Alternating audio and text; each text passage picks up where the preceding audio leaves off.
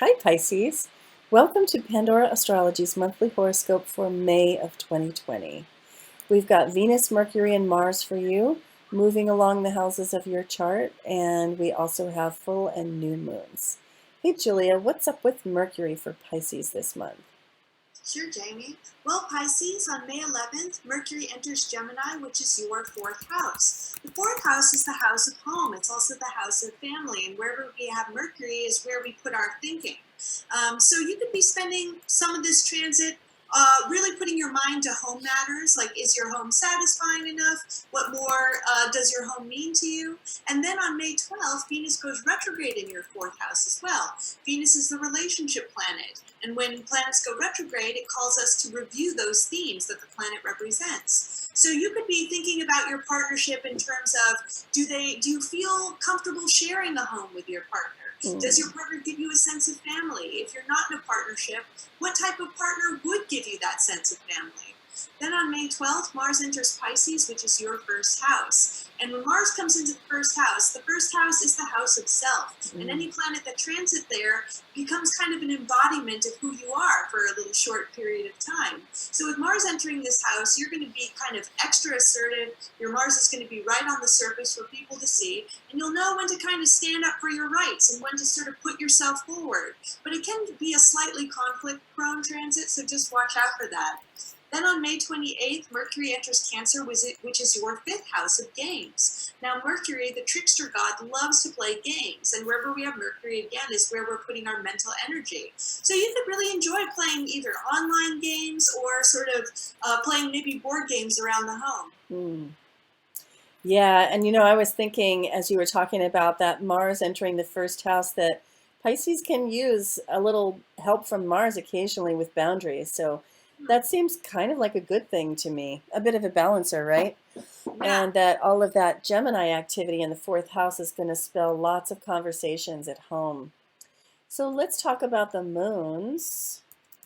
The moon of May 7th is a full moon in Scorpio right here in your ninth house of the higher mind, of big thoughts, and also broadcasting and promotion.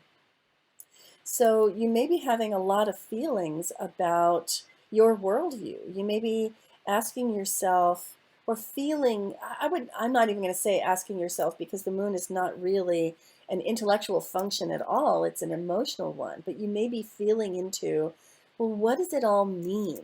You know, you may be feeling into, what could possibly explain what is going on in the world right now.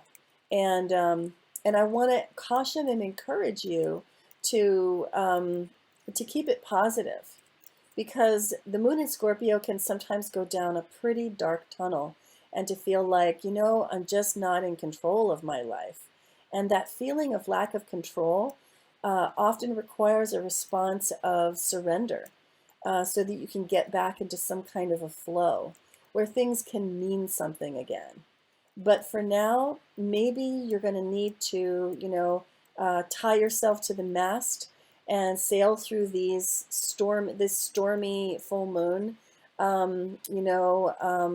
with as much equilibrium as you can muster. So that's around the 7th, and you may feel its effects for the 3 days surrounding the 7th.